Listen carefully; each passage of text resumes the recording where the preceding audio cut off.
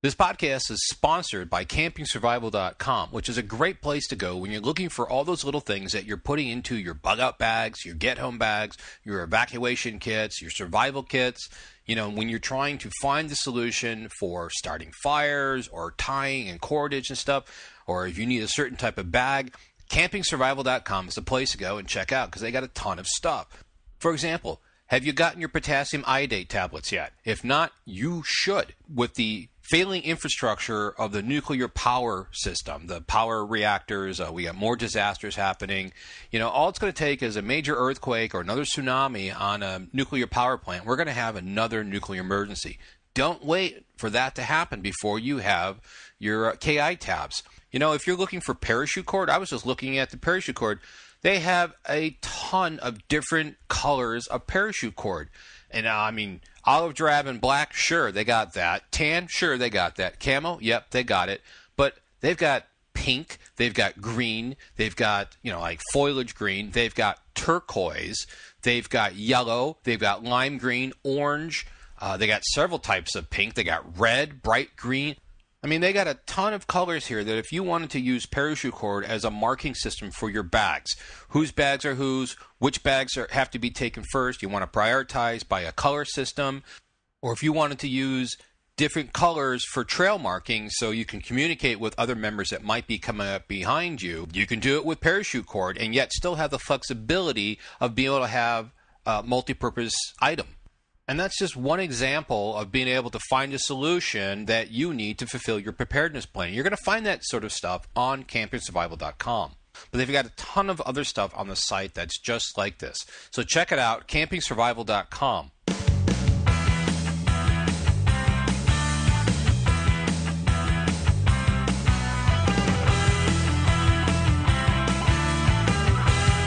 Howdy, folks. Welcome to another episode of the Preparedness Podcast, the podcast that brings you the best in preparedness information. You can find us online at thepreparednesspodcast.com. My name is Rob Hannes. I'm the host for this show. You can reach me directly at rob@prepcast.info. And we are going to be talking about a new Kickstarter project that's come out that I think preppers need to get involved with. Kickstarter is a place where people can post their ideas for a project and get some crowdsourced funding for it. Because as I'm sure we're all aware that bringing products to market isn't cheap. And there's a lot of good ideas out there. And the way it used to be is, you know, if you had money and could do the R&D and the production and the marketing your stuff, you would. Basically, you had to be rich in order to do this. With Kickstarter, people can bring their ideas to the table, so to speak, and if enough people help fund the project, then that product can come to market. And the way it works is you make a pledge, I think they're called, and then depending on your pledge, you get a little bit of reward. And if that project is completely funded, then that product can, you know, go forward and come to market. I have an interview coming up here with Mike Ellen of the EMP-Shield project. And I think this is a project that we preppers need to get behind because as we've been talking here on the podcast several times, and in fact I even have the book out about surviving EMP, the issue is that there are no EMP Faraday cages that we can buy commercially that have been tested and we can be assured that it will 100% protect our electronics inside. We can, and this is what I did with the book, is I've made some educated guesses, looked at the research, listened to the scientists, read the whatever is there, and did some testing based on a 50,000 watt AM transmitter, using what I know from radio frequencies and bandwidths and stuff, and came to some conclusions that, okay, for a do-it-yourself sort of Faraday cage, this is what you need to do. And it's relatively simple, but it's not tested to know exactly how much protection you're getting. And with EMP, because it's so destructive and so much of it is unknown as far as exactly what its capability of destruction is, I think it's important that we have something that we can rely on, that's something that's been tested in order to protect our electronic gear. Mike and his wife, Robin, have come up with this idea, and you're going to hear in the interview, they've gone through and they've designed this and got this project going to produce a real EMP-Shield that will be tested and will know for sure that it absolutely works against high levels of EMP. Now, in the interview, Mike states that the Kickstarter project isn't active yet, but this was recorded just before it went active. It is now currently active, and I will have a link to it in the show notes. I think if you go to Kickstarter, though, and search for EMP-Shield, you'll find it. Now, Mike and his wife, Robin, have spent the time and money to get this Faraday cage to a point where it's been designed. They've got some prototypes built. They spent a lot of time in research and talking with engineers who do this sort of shielding for military and corporations. And they're to a point where they need some extra help to go forward, and that would be finishing the cage itself and getting it tested and then putting it into production. Now, the pledges can be as little as $1, but if we can get this project funded, then we, the prepper community, will have not waited for some corporate entity to try to come along and build something that we assume will work. We'll know because we'll have direct access to the testing and the certification, and we'll be able to see because Mike and his wife are actually doing this and producing this, and they're going to do the testing, so we know that this is something that we can rely on. Because in short, there is nowhere else that we can turn to for real EMP-shielded containers.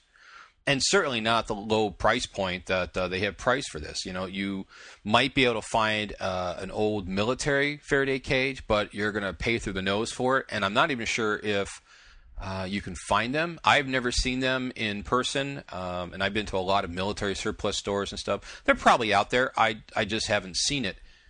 Now, I've talked to Mike for a bit, and he's a good guy, and I really like what he's been doing with the cage. I was looking at his design, looking at his nose, looking at the way it looks, and the thought process that he and his wife had put into it. And quite honestly, they're doing it like I would want to see it done. If I was going to do something like this, they're hitting everything that I would want to see, all the little detail points. If you go to either the Facebook page or the Kickstarter page, you're going to see all the information, and there'll be links to both in the show notes. You're going to see this is not just some schlocky thing put together. This is a high-quality, professional-looking product. This is something I think we preppers need to support and need to back because this directly affects us, our community. This is something that, Mike and Robin are also preppers, so they know what the issue is, and they decided to do something about it. And I applaud them for stepping out and taking the actions needed to do this, and I think we need to step up and support them. So without me rambling too much longer, here is the interview with Mike. As we have discussed in the podcast previously, there exists a real and credible threat of an EMP attack on the United States. A lot of people, you'll find a lot of opinions online in forums and stuff where people are discounting this idea because they have a misconception of what it takes to actually launch an EMP attack. As I've discussed on this podcast before, if you haven't heard the podcast series on EMP, you'll find them on episodes 120, 121. You can also find the information in my Surviving EMP book, which is both print and Kindle formats are now available. But the issue is that it is a real threat. North Korea, as an example, launched a satellite back in December, which is floating around the Earth as we speak, and a couple times a day it crosses over the United States. Actually, I think it's 4 to 6 times it crosses over us, but 2 of those paths cross right dead center over the country, and all it takes is to touch off a nuke, if they had packed one on there, when it's above the United States at the distance of 350 miles, and that would produce an EMP that would take out the majority of the United States. There are other countries that also have this ability. So we've covered this before. If you haven't heard the podcast, go ahead and check them out. But one of the issues that we have talked about, and one of the driving factors of why I did the series on EMP, is there's a lot of misconception and misinformation on how you can protect your equipment from the EM pulse itself. What EMP does is not only take down the power grid, but it can destroy electronic devices through a very strong electromagnetic pulse that's generated, and it destroys the transistors and the little PN junctions that exist in electronic devices. We talked about one way that you can protect them, which is making your own Faraday cages. And it's difficult to know exactly how well to build these because there's not a lot of information on them. Well, a new option is going to be available soon. Robin and Mike Ellen have created a company called EMP Protection, and they are building Faraday cages. These, if you go to the website faraday-cage.com, you can take a look at the pictures that they have there. And these things look great. I'm excited about this. And I've been talking to Mike, and I actually have Mike on the line with me now. We're going to be talking about these Faraday cages, how this came about, how we built them, and all about them. So, Mike, welcome to the podcast. Thanks, Rob. So, you and your wife, Robin, started this company. Why? I mean, what made you decide to go, hey, let's build Faraday cages? Well, like most folks that started to kind of pick back some of the layers of what an EMP is and, the feasibility of detonating a nuclear weapon in high altitude, got us a little concerned. And we already had somewhat of a inventory of what I would consider, electronic preps set aside. And, we started to worry about them being safe. So, we searched online like most folks do and, came across a ton of different tutorials on how to build a Faraday cage. And it made a lot of sense. Essentially, you're creating an enclosure that's going to attract these various frequencies and shield the contents within. So we didn't read, too far into it. We went with a galvanized steel trash can, which seems to be the most popular. I lined it with a leftover pizza box, and we put all of our gear in it and kind of wrote it off for about a month until we purchased quite an expensive radiation detector. Well, and I guess expensive for us, it was about $700. When we went to place it in our homemade Faraday cage, it dawned on me to do a little bit more research, because I felt like, there's a lot of money sitting in this garbage can.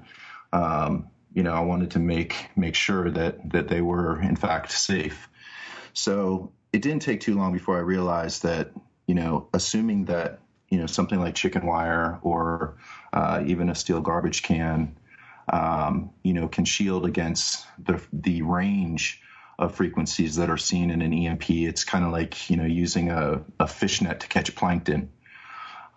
So we started doing a little more research, and the more we uncovered, the more we realized that the majority, if not all of the tutorials that we've come across are hugely error prone. Including the Wikipedia. I mean, it doesn't state on there that a Faraday cage was, based on their examples, was ever designed to, serve as an EMI shield. It does, but there's no fundamental, like you said, way to shield an EMP that's out there and proven. With the exception of these, multi-million-dollar installation and custom, consulting jobs where, we've got these firms that go out and they'll shield a whole, building floor or a whole room. The government's doing this. All of our arms of military are doing this. Corporations are doing it across the country. But what we found was nobody's going out there with an enclosure and saying, put your stuff in here. It's exactly opposite. These engineers show up and they say, okay, what do you need shielded? And, they work on a custom solution for them. So that leaves us kind of in the dust because there's nothing readily available that's been tested, that's, that's sturdy, that's waterproof, that's, it's big enough to fit, your essential items, but not so big you couldn't take it with you if you needed to bug out. So that's when we decided to do something about it. And we initially started talking to testing firms across the country that specialize in EMI shielding certifications for both the military and various kind of lower level certifications. And instead of contacting these consulting firms that all these people with massive amounts of budget we're working with, we went to the testing facilities directly and started talking to their engineers, because we figured we could kind of shortcut all of the baloney that we assumed that these firms would feed us, because their business is to sell large, all-encompassing custom enclosures. And once we started talking to the engineers at some of these testing facilities, it just started picking up momentum. And that's pretty much how it started. It's probably a longer response than you wanted, but that's kind of how it went. No, that's great, because it tells us what you're doing and how you're doing this, and you have a very similar experience to what I found is that there isn't any information out there. The information that's out there is either decades old or is from the EMP scientists or some engineers that have some familiarity with EMP because they've worked on some projects or something along those lines. But what I found is, like, when you listen to the EMP scientists, like, that were on the EMP commission themselves and looked at this, they're not looking at it from a prepper solution. They're looking at it from a, how do we save the country? How do we keep the government? How do we save the power grid as a whole? They're looking at these macro level problems and trying to find macro level solutions for them. They're not looking at what does it take to for a prepper in a neighborhood to store his radio or his radiation meter or computer or something. They're not looking at solutions like that. And so the information isn't there, which is why it's very difficult to find any legitimate information out there, and people are making assumptions based on bad data. For example, they're using a cell phone to test a Faraday cage or test a microwave or something like that. And my experience as a ham radio operator, I'm looking at these tests that people are doing. I'm like, okay, sure, it's blocking a cell phone, but it's so easy to block signals that are 1 gigahertz and up that that's not a valid test. So what are you finding out from the testing companies themselves as far as how to shield EMP? Well, this enclosure needs to handle direct current in the excess of 50,000 volts. And from a spectrum standpoint, we need to be able to shield all the way down to 10 kilohertz up to 18 gigahertz. So using direct current and exponential double waveforms, they're going to be applying both radiated and conducted testing. And we've got a day-long kind of battery of tests scheduled with Dayton T. Brown testing facilities. They've actually they've got one of the largest EMP simulators. No, I'm sorry, it is the largest EMP simulator that's non-government owned. So we're really excited, and we want to. These are the same folks that we worked with on the design. Our CAD designer, he has over 20 years of experience in design and sheet metal fabrication, but he's not into, actually, he's not a prepper. There was kind of like crickets on the phone call when I told him what we were doing. But he's an awesome guy and he's super talented. So we paired him up with the same engineers that we're working with at Dayton, and again, just started moving forward. We wanted to know, from a gasketing standpoint, what we needed as far as materials are concerned to meet our objectives. What would an appropriate thickness of aluminum be? Is aluminum good? And these kind of things. So there was all these, micro decisions made on a daily basis for about 6 months. And, leading up to where we are now, where we've got a prototype of our EMP-Shield and, we're queued up for manufacturing and testing and just super, super excited. Yeah, I have to tell you, I love this project. I love the fact that you've done this. Your prototypes look great. I know what I was trying to envision in my head when I was going through your site and you were describing the box itself and stuff. It never really materialized in my imagination. But now that you've got prototypes out there, I can see it, and you've even got a video on your Facebook page that shows you putting all this stuff in it. Why don't you go ahead and give your Facebook page out so people can go look at that video? Yeah, so it's just facebook.com/EMP protection. And then our Twitter handle, which we try to keep it as media rich as we can. Of course, you can't do as much as you can with Facebook, but it's EMP-Shield. So at EMP-Shield is our Twitter handle. So yeah, it was a big decision for us to kind of expose the process and how we were doing, because we knew we would make mistakes. I mean, I'm an applications engineer. I have to know how things work, and a little bit of information is never enough for me. But this is my first foray into manufacturing. It's Robin's first foray into it. So. But we found that assumptions are manifesting into other assumptions, and entirely new contraptions are being put out there as solutions. It's so bad. So we figured, if that's going to change, we got to start getting some information out there, even if it means, some of our weaker sides are exposed. So yeah, it's been fun, and we've gotten a lot of feedback from the community. It's been amazing. Everything from the beginning, we knew that everything should be made here in the States. There's kind of an inherent trust factor with that, and we found the gasket manufacturer is literally like 60 minutes away from us. So we've got, our long-standing, the sheet metal manufacturer, they're out in Ohio, but so is Dayton. Dayton's about 3 hours away from us. So we're going to be there on site during the testing. So it's just been fantastic.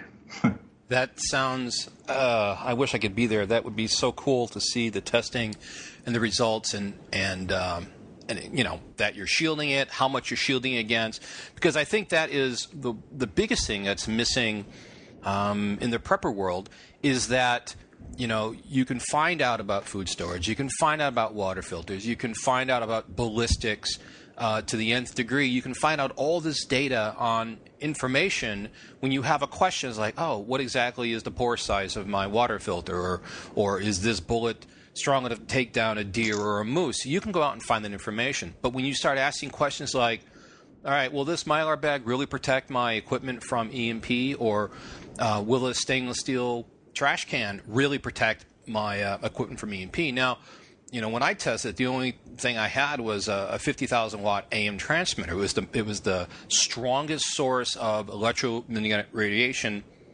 that I had available, and my conclusion was layering. Either wrap up the device in aluminum foil or put it into another smaller trash can inside the bigger trash can, and ideally 3 layers, because you could shield that AM signal, but knowing that the EMP goes down well below the AM signal band, and you said it was 10 what to 18 gigahertz? 10 kilohertz is what we're shooting for the military 461 standard, in addition to 188, which covers both EMP and a standard EMP as if a detonation occurred on the ground, in addition to a high altitude, and that's the range that we've got. It's so broad spectrum that you can call it all spectrum. I mean, 10 kilohertz to 18 gigahertz is an enormous range, and especially when you're considering that it's putting out 50,000 volts per meter, it's just it boggles the brain at how strong this pulse is. And I think that's where a lot of people fail to realize is when they try to conceptualize the power, they're like, that can't be right. This Mylar bag must be good enough. Yeah, when we were doing the gasket designs, this engineer, Tom, from Marco Rubber, who's the manufacturer, he started talking about various materials melting. And that's when, it hit us that, wow, we're dealing with a ton of energy yield. And it's fascinating. It's I think, I definitely, agree with you as far as the lack of understanding of, just what we're dealing with here. But unfortunately, there's not a lot of information out there. I think the EMP Commission's report is a fantastic place to start. But I'm glad there's, more awareness I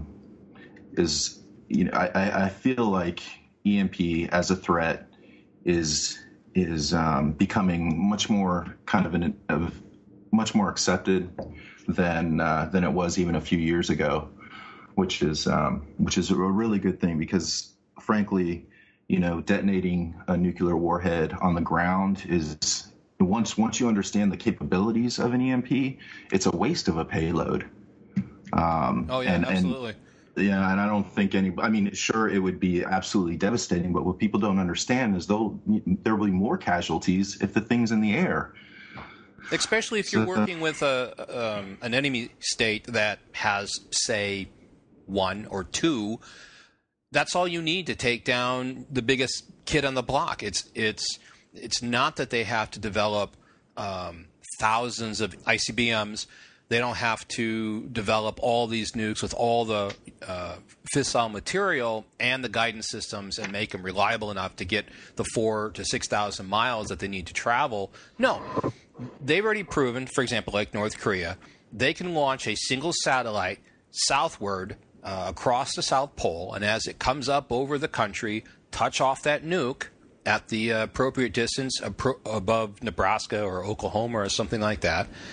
And it generates that EMP that will take out the power grid. It will destroy electronic devices. Now, here's a question that I've been dying to ask you.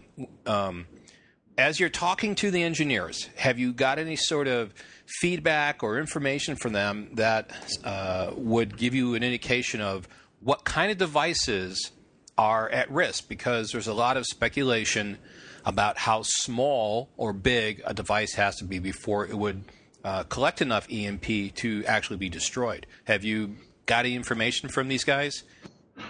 We've shared with them the various devices that folks are likely to be putting in their enclosure. But we know for certain that very small semiconductors, down to a pinhead, well, a little larger than a pinhead, I'd say maybe a pencil lead, would be damaged. Somebody asked about an LED on our Facebook page either today or yesterday, because they wanted to know that very question, would an LED be damaged? And it's, down to, very small semiconductors. Well, that was my assumption. Play it safer than riskier. And as much as I love LED flashlights, there is the Achilles heel for it, is that it's a diode, and diodes are extremely sensitive to reverse current. So, you've got to protect the LED flashlights in addition to everything else. All right, so what are we looking for as far as product availability? You got your prototypes. What's the next step? Well, the next step is getting the gaskets manufactured. We've got 3 enclosures on the way coming from Powder Coat this week, because we want to do kind of a QC check on the finish and make sure none of that powder coat's bleeding into the mating surface for the gasket on the flange. As far as the finish is concerned, we wanted something that was not hard on the eye, something you could throw on a bookshelf that didn't look completely out of place. So that's why we opted for the matte black powder coat. And that's why we're launching Kickstarter, is to help us take this into the next phase. We realized, gathering various quotes from around the country, that 500, as far as a quantity is concerned, seems like the huge break point when you start to see significant discounts in a per unit price as far as having these manufactured. So that's what we're bringing to Kickstarter. So our goal is to seek pledges from folks to essentially claim one of the first 500, so we can go ahead and get the gasket manufactured, initial batch done, in addition to the reinforced corrugated plastic liner cut. and that's kind of where things are now. You've seen our prototype. Like I said, we've got the powder coat ones coming this week. So yeah, that's kind of what's left, and all of these material choices have been fed and driven by both the testing facility and the folks out at Marco Rubber. So we can anticipate what we feel, how we feel our enclosure is going to do. But we are really looking forward to testing, because we just want to see if they'll hammer it until it does fail. And we already know that the gasket's going to be the point of failure, because it's the aluminum that we went with. It's commercially pure. It's got a little manganese in there for added strength. I can stand and I can even jump on the thing, but it's only 6 pounds, so it's very portable. But yeah, we're really looking forward to testing as well. And if everything goes well on Kickstarter, we'll have the 500 produced in early August and have them shipped by the end of August. That is very cool. I'm really excited about this. When is your Kickstarter project being launched? Well, we actually submitted it last night. And usually it takes a day or two for them to kind of review things and go ahead and flip the switch on it. So we anticipated it being active by the end of the day today, which it hasn't. So we're hoping first thing tomorrow morning. So as soon as it's up, we will most certainly be relaying the link and, of course, blasting it on our Facebook page and Twitter and the website. So, and we recently, so many people started asking, when I want to get my hands on some, not just one, I would like a handful of them, and so we finally. It's a solution that once you get it tested and certified, you're going to have something that nobody else has. And it's something you can put forward and say, look, no, you don't have to guess anymore. You don't have to wonder if your gear that you're going to be relying on, should this horrific event ever happen, you're not going to have to worry or wonder whether or not it's actually going to be there for you. You're going to know, just like you know that the food storage you have is good, the water filter is going to be filtering all the nasties out so you can drink the waters, and all these things. That's how I look at preparedness. Is I look for solutions. I look for a solution to every issue I have with preparedness, and the big hole, one of the big holes, is this EMP stuff. I am personally surprised that we have not had an EMP attack. I mean, over the past decade, once I became aware of how easy EMP was, I'm just like, this is something I don't even really want to think about, because it kind of keeps you up at night, because it is incredibly easy. And then with this issue with North Korea recently, it was just kind of like, oh, this is getting really scary close, and I don't know if we've got a resolution there or not. I'm not sure if it just lost interest in the media, and so we're not getting the information like we had, or if actually they've calmed down, or what's going on. But I think as a whole, North Korea is just one of the threats we have. I mean, if the other countries that don't like us decided to take us out, it can be easily done. And I think the more people that can prepare for this, that can store away electronics and store enough technology away that will work, then we can have a better shot at jump-starting society and getting back to normal. Now, I'm not saying it's going to take weeks. It's still going to take months to years, but at least it gives us the tactical advantage that we might need to be able to survive. Yeah, most definitely. We like to think of it as Tupperware for your electronics. And I know that may be a stretch, but we feel strongly that in the future, hopefully not too distant future, there'll be a lot of solutions out there. It won't just be our EMP-Shield. And I forgot to mention, I just wanted to mention quickly that a Faraday cage is an excellent blueprint to create an EMP shielding enclosure. It's just the way that folks are going about doing it. Is where things are starting to kind of fall off the rail. So I just wanted to make sure it wasn't this, we're not condoning the building of a Faraday cage, because our shield itself is based on Michael Faraday's observation of the Faraday effect. But it's this, hey, do it out of a filing cabinet, do it out of a steel garbage can or chicken wire or even, standard like small gauge fencing that where things start to break down. Well, I agree, and I don't think you gave that impression. I think the issue, quite clearly, is that people don't understand EMP enough, and I've given a class on EMP several times. I'm giving a couple of classes at the Prepare to Endure Expo in a couple weeks in Bakersfield, California. And when I talk to people, I get people who argue with me about the facts. Grounding is one of the issues. The fact that, you don't have to worry about whatever because it's like a lightning rod. You can just redirect it. And I think they don't understand what EMP is because they're looking at it as if it's like a bolt of lightning where it's a single point of contact and you need to protect against that single point. It's very difficult to understand that it's everywhere, and it will embed itself into the earth up to 10 feet, possibly more. So anything that's metallic is going to gather this. It's not like a single impact of lightning on your rooftop. It's everywhere in your house all at once. And I think that testing a box like yours, testing and showing what it can do, what it can protect against, why that this cage is working. It's going to be great for the prepper community. I'm really excited for this to come out. I can't wait. And another thing that I think people have a big misconception on is what it takes to produce an EMP. I mean, let alone that it's everywhere. But the ease of it is something that I think people just don't understand. Yeah, we definitely agree with you. It's merely just a side effect of a nuclear detonation. It's been there all the time. We conducted EMP tests back in the 60s, and, it wasn't as big of a deal back then because we weren't so electronically dependent.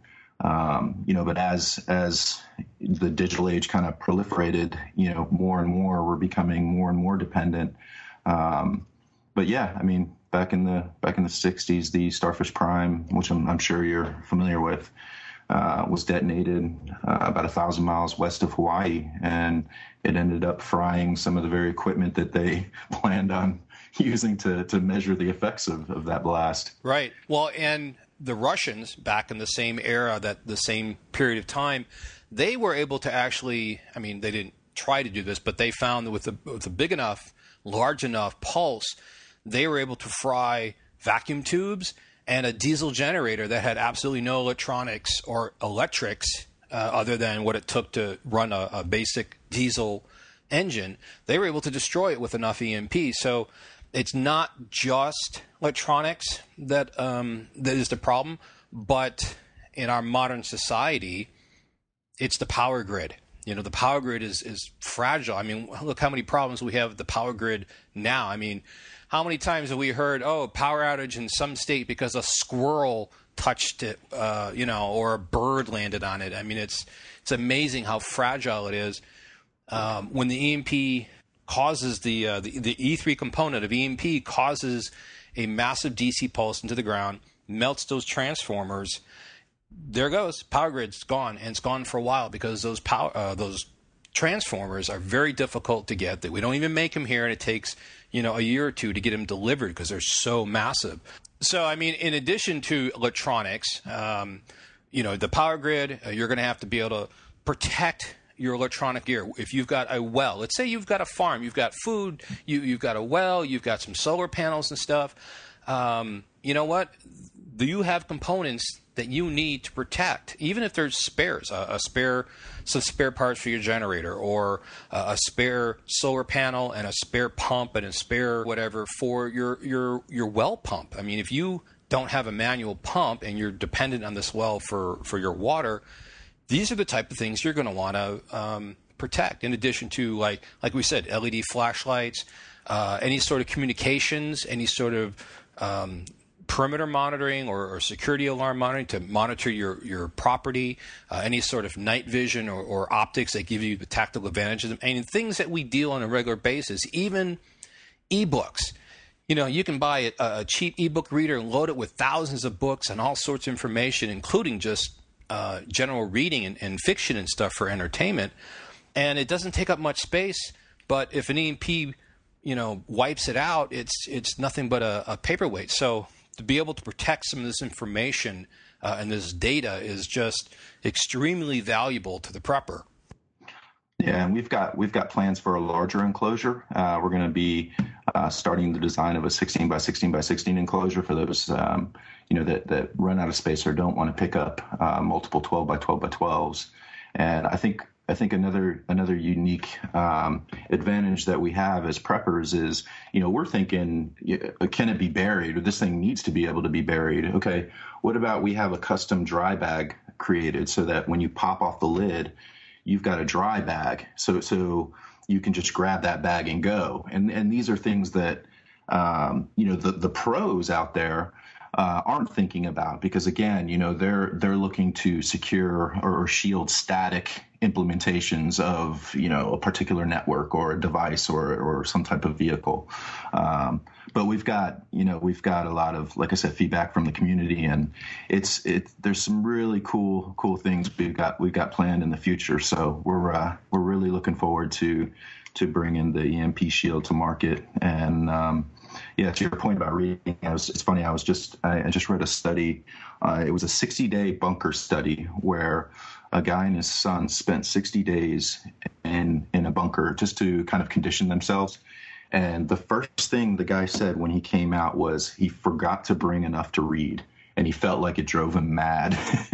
Right. And it didn't, it was the first thing that came out of his mouth is, I didn't grab enough to read. So, yeah, it's important. It's one of those things we don't think about. I have a book coming out soon that deals with the different categories of when you're preparing, how to look at things and stuff. And one of the aspects is entertainment, and it's important because, yes, you're going to be busy. You're going to, be fighting for your survival. You're going to be, but you know what? You might not be. It might be a hurricane or earthquake that disrupts normal life for a couple months, possibly, maybe half a year or so, and you have to live in your backyard, and you can't go to work because the area has been devastated, and you got your area cleaned up, and it's a matter of day-to-day life. And there's a lot of hours in the day when you don't necessarily have to fight for your tooth and nail survival, and you need that mental release, that mental escape, whether it's gaming,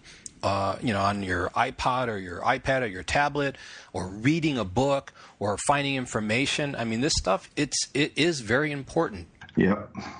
Couldn't agree with you more. So, Mike, thanks for coming on the podcast and telling us about the EMP-Shield you got going. Very exciting. I am looking forward to this. I can't wait to see the Kickstarter. Anything else you want to leave us with before we head out? I think we're in good shape. Thanks so much for giving this opportunity. You're quite welcome, and we'll be talking to you in the future. All right, good deal. Thanks a ton, Rob. My thanks to Mike again for coming on and talking to us about his project. Take a minute today and go to the Kickstarter page and read the description and check out the video and the photos for yourself. I think you're going to see that it's a professionally produced product, and it needs our help getting tested and put into production. This is a product that I'm looking forward to because I think EMP is one of those threats that is very real, and I think if it were to happen would severely hinder and hamper our ability to survive in this country, and anything that I can do to make it so that I have the most advantage I can, I think is worthwhile. And when you look at the pictures of this project, this is it's not as easy like a hinged safe or something. You actually there are thumb screws that tighten down the lid, but I think that's good because that seals the cube, it seals the shield, and that's what you need. But yet it's still convenient enough that you could get access to whatever is in there. So if you had to recharge batteries for tablets and other devices and stuff, you could do it. Well thought out, well put together, and I think this is something we can get behind. So go ahead and check it out. And until next time, oh, by the way, the next podcast, I'm going to have a very big announcement, so you're not going to want to miss that. Until next time, enjoy life and be safe.